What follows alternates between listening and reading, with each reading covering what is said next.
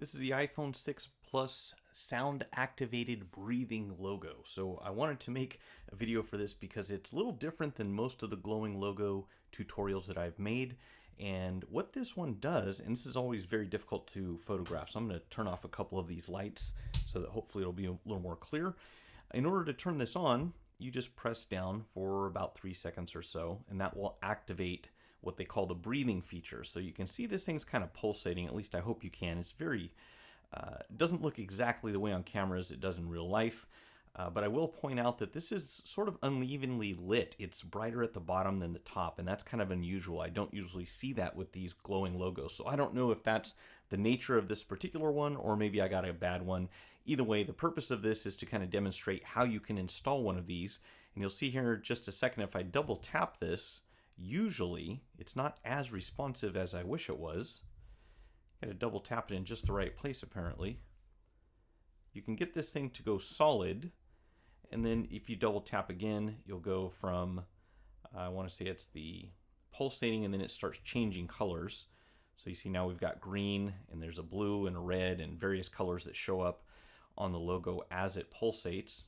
And then we'll see if we can, it's a little awkward to do this. There's even kind of a yellow color in there. Usually, if you hit this with enough pressure, you can change what it looks like. And then of course by long pressing you could go back to powering down.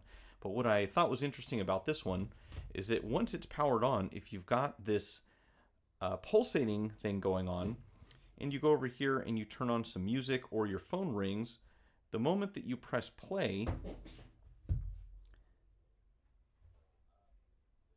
you can see that now the logo is actually doing like a flashing mode of sorts, depending on how much volume goes through here. So I'm not playing music because YouTube's real goofy about that. But if I turn this up loud enough that the phone can sense that there's sound going through here, you can see that it goes into that little flashing mode. So anytime you have music playing or your phone rings, this is what's going to happen. And then the moment that I stop that, where do we go here? The moment I stop the music, it will go back into whatever mode it was before. This time it was in the flashing, or excuse me, the breathing mode. So now if we hold this down again for a few seconds, it will deactivate the feature completely. So if you're interested in doing something like this, here's how you can install one of these 15 color breathing light logos, or any other for that matter. Instructons. The product adopts the new circuit design technology, blah, blah, blah. In any case, it's supposed to be low power consumption, and when they say no welding, meaning you don't have to solder it in. So let's check this out before we install it. If you have a power supply, you could go ahead and plug it in, but I'm not going to worry too much about this. They tend to work pretty well. Let's see if we can cut this open without damaging the cable. Be very careful. There's not really a pull tab here, so we need to cut this without cutting that piece on the inside, because then no flashing. And it looks like they've even added a small strip of adhesive here on the back, and then you can see all the circuitry there. And of course the Apple, the logo itself is separate. So what we're going to do is take this phone apart, and for that you do want to make sure that you power it down first. And I've also got a new screwdriver I'm going to be trying out today. This is just a very simple repair tool, but it comes with both the pentalobe and the crosshair driver that you need on the inside. You just loosen this little deal up here and you can flip that around. So it's basically got both of your iPhone bits built into one, at least for screen repair stuff, all the way up to the 6S. So if you take a look here, what they recommend you do is that you kind of pre-fold this, because this is going to sit up against the back and this circuitry has to kind of go vertical. So if you want to put a temporary bend in this, so it kind of goes this way, like at a 90-degree angle, that'll make it slightly easier to install, and it'll also make you question why they felt like they aren't going to have any room for a headset jack. So that's a lot of extra stuff that's going on the inside of this phone. All right, so let's start by removing our 2 screws from the bottom.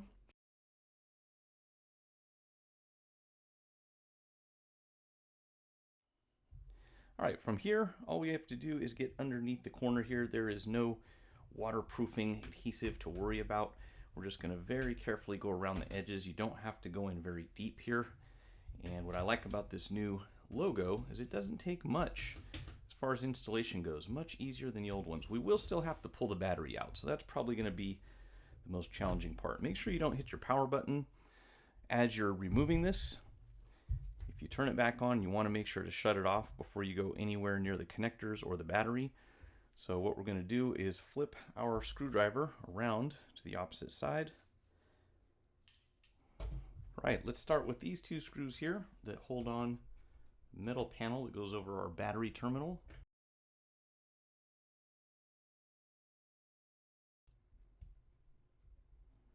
And then we're going to get this little metal piece here. If you can't get it with your fingers, you can use a pair of tweezers. Usually you can just kind of grab a hold of that and lift it up.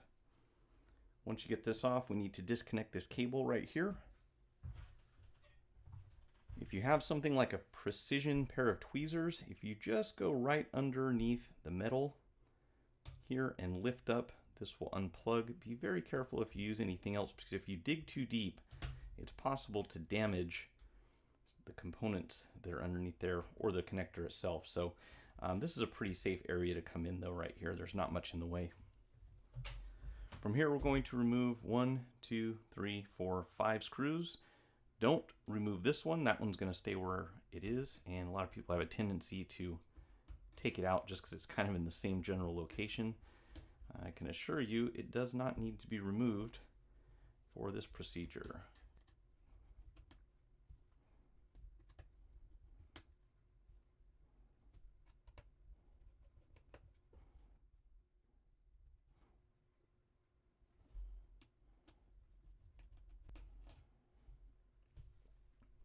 Now once you have all those screws out, we can go ahead and get a hold of this panel right here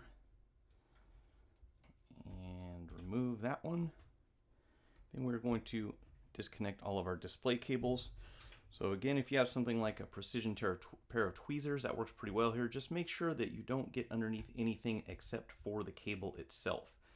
And be aware, even though you can't see them, there are some very small little components attached to the logic board. And if you press down too hard on that black tape that's beneath here, you will actually be crushing them. These are also very easy to bend. So when we go to put this back inside, we want to make sure all these connectors are nice and straight.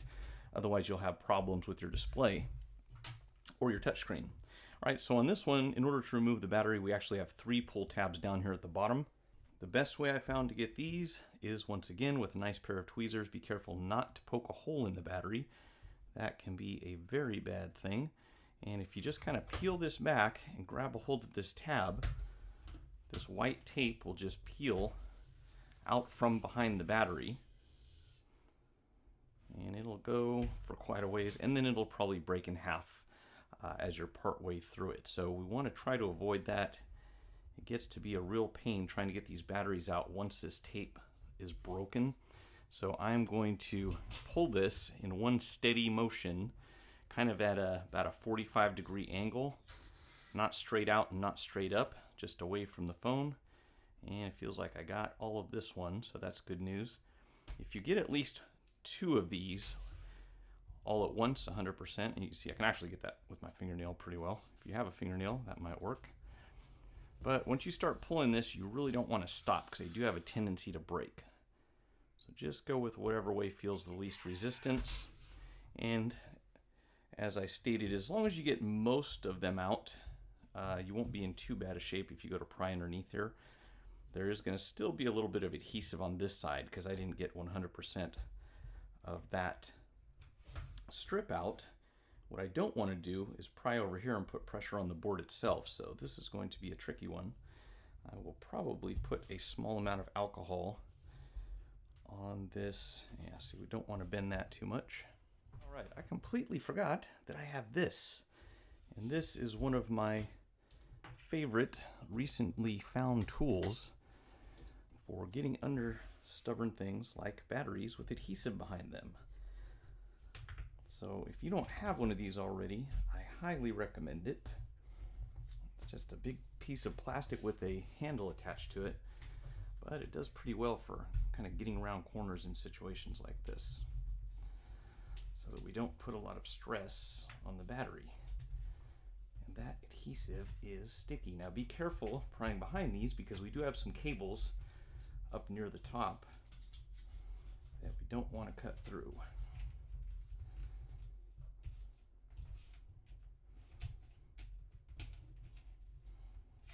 Much easier. So you probably can't see down in here too well just yet. But in a second, oh, and if you grab a hold of this, you can always try to pull it out again. But I think we're far enough that we shouldn't have to worry. So up here at the top, you want to be careful around those cables. All right, so I think our battery's going to be okay. Usually those come off much easier. All right, so go ahead and clean this up. I don't know why they use this ridiculous adhesive, but there's that. Okay, next thing we need to do is get our logo out. So I've tried a few different methods, and I find that usually a good razor blade is the best option here. You can use something like this just to get it started. Getting underneath here is probably the trickiest part. Just want to get it slightly lifted so that we can get a better, something with a little more leverage underneath there. So do be careful about cutting yourself. And of course what we don't want to do is bend the housing, so try not to put too much pressure on the back panel there. Just kind of twist a bit. You can usually, whoa, careful. Don't push in too far or you'll go sliding across there. Ooh, all right, let's do this then. Let's just kind of lift underneath there. Once we get it started, I'll switch over to a flat screwdriver. That one's a little thick. Now we can just kind of twist along the edges, and after you make a bit of progress, you can actually grab a hold of it.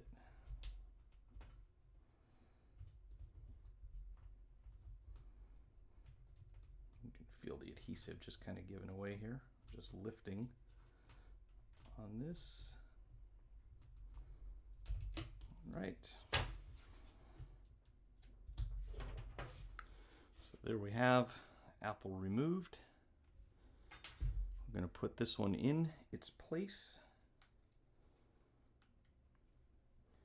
And if always check, make sure there's not a thin layer of plastic here. If there is, you want to peel that off. It's much easier to do now than once it's inside the phone, but this one does not appear to have it. Right, so we're going to just line this up on the inside.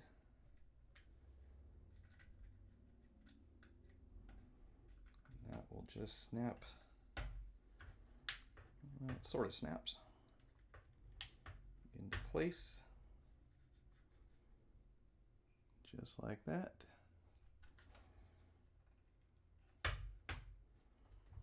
So this is going to sit right behind here. These are the LEDs themselves. It's going to sit just below the logo. And if you kind of pre-fold this over this direction, it is going to go in there at a slant, sort of an angle. You can see there's a little dotted line there. I'm actually kind of below it at the moment. To be right on the edge, like so. And of course, we'll peel off that adhesive once we're certain this is going to be in the right position. So the main thing is to make sure that the battery terminal is going to line up. So we're going to end up being right there. I'm not sure what this little deal down here is. That's interesting. Let's see if it works. Most importantly, come on. All right, so let's line up the battery terminal first. Most importantly,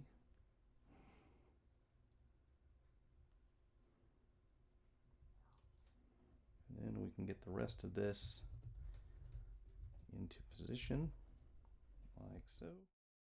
Just a quick note, turns out this is not a great screwdriver. The tip on this thing is already damaged, and I have no idea how, but it doesn't want to grip the screw. So at least for now, at least that one doesn't look good. I'm going to try out another one that I got in here, see how this one works.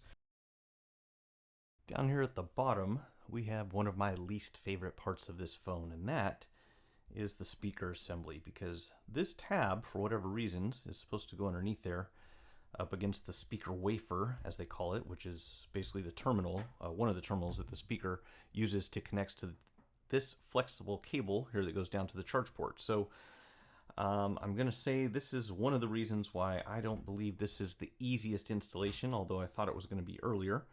So we have 1, 2, you can't see it now, but 3 and 4 screws that are going to come out. So let's start by exposing the one that you can't see. If you disconnect this flex cable here and just kind of fold it over, you'll see there's a screw back in here. We need to remove that first.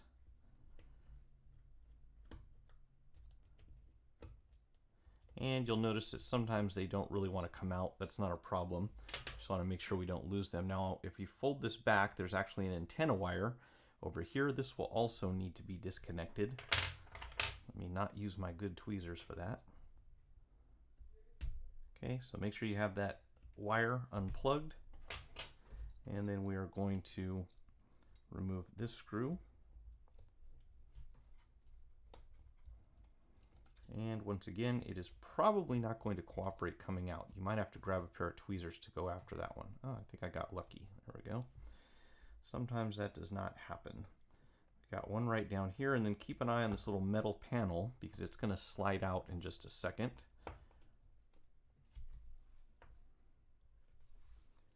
Got a screw all the way back here in the corner of the speaker, not the corner of the housings. There's another one back there that we don't want to remove.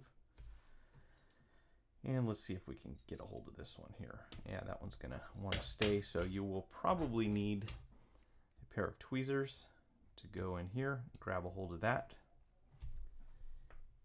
And we'll set that aside. And now this little panel, let me move this cable out of the way. This little panel is going to slide over like that. So both of these round tabs go underneath this plastic piece and that metal piece. You want to keep that in mind for when we put it back in.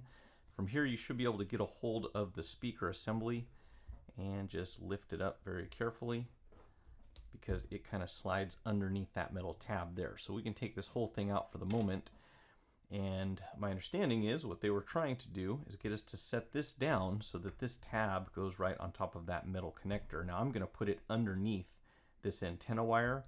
So the easiest way to do that probably is to just fold this thing back over here, fold it down, and then you can get a hold of this metal bracket and kind of bring it over this direction, and then we can just route it down here so it's kind of towards the bottom. So that way we're going to end up with that piece sitting right on top of that connector, which remains to be seen why, because at this stage I really don't know.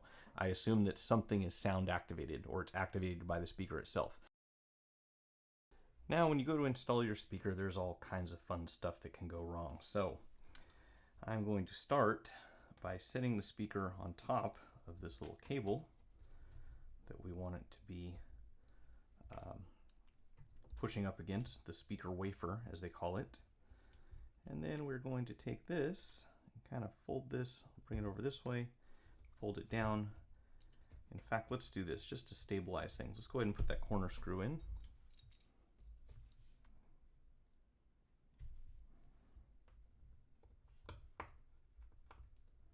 Don't tighten it down too far. We still want to be able to shift this if it's not aligned properly, of course.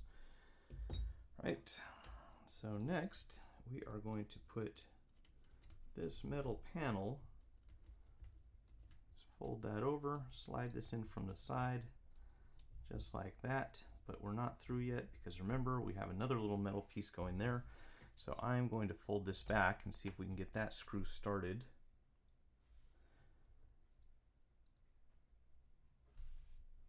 Right up here. And I had to record this more than once, so if I didn't mention it already, I have a shortcut for aligning these screws. And here's how it's going to work. First, let's take this, slide it underneath the plastic here, underneath the plastic on the top and bottom. And if you get lucky, you might be able to just put a screw in at this point, but chances are it's going to be tough to figure out where it's threading, which is pretty common. And I did get that one started. Now, if you don't have that kind of luck, which I usually don't, you can take a sharp, pointy probe like this, or a toothpick or something similar, and just kind of feel your way down in here until you find the threads on the bottom. You know, don't be too aggressive with it. You don't want to poke a hole in anything.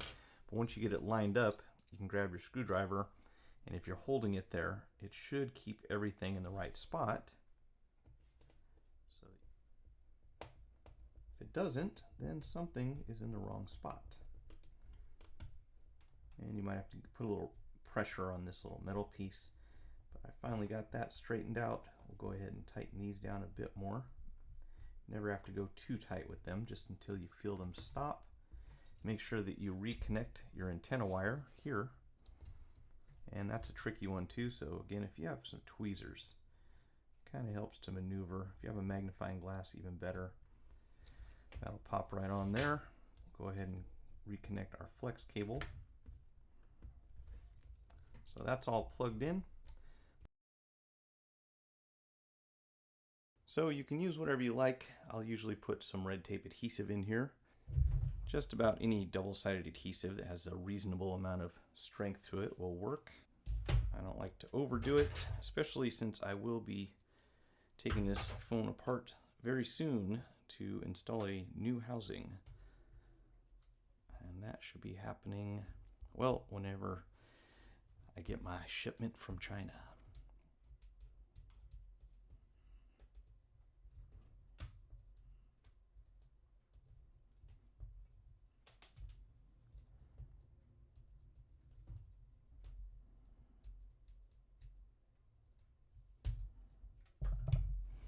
All right, so let's get our screen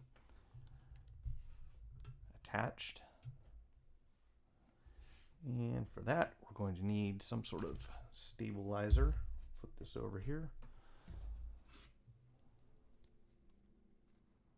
And let's start plugging in these lovely cables that love to bend, so be careful. If you put too much pressure in one spot, they'll actually warp.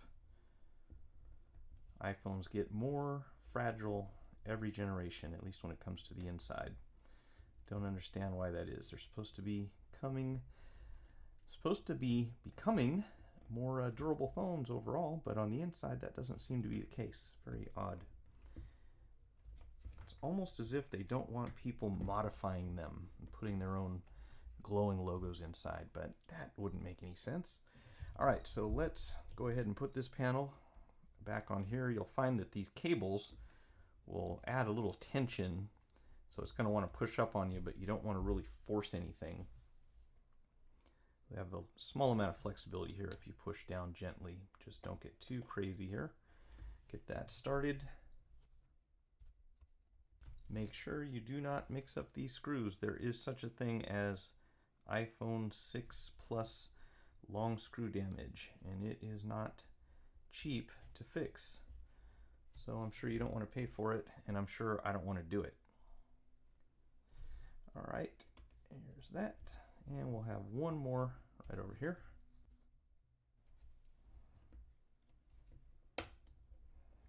Now we are going to set our battery into place and close this thing up.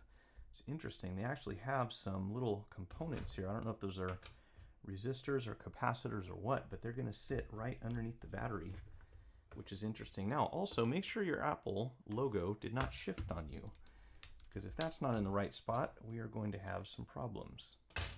Mine did after all these little adjustments I was making, so make sure that sits down in the correct position. I'm going to try to push on the logo and not the cable here. This one fits, but it doesn't want to stay in place like my last one did for some reason. I think there might be some variance on these from one to the next, so take that into consideration. Okay, I felt like it popped into place there. I think we're good.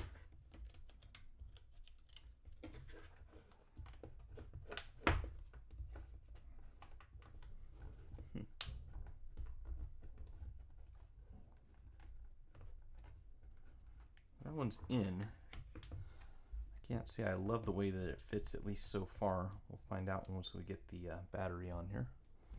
And close it up. Alright, so let's lay this down inside. Get that connected, and then we'll put the cover back on right here.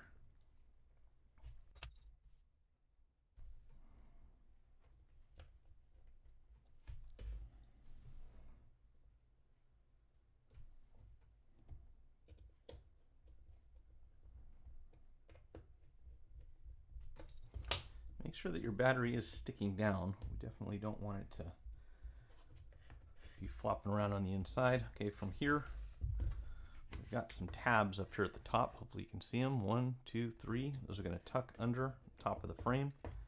And then we want to make sure they don't come out. And just very slowly kind of work our way down here, pushing this together. It should close. You shouldn't have to apply much pressure to it.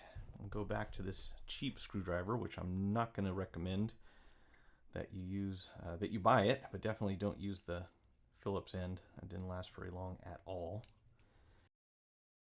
If you found the video helpful, like it, share it, check out my channel for more tutorials and product reviews, and most of all, remember to hit the subscribe button. Feel free to leave your feedback in the comments section, and thanks for watching.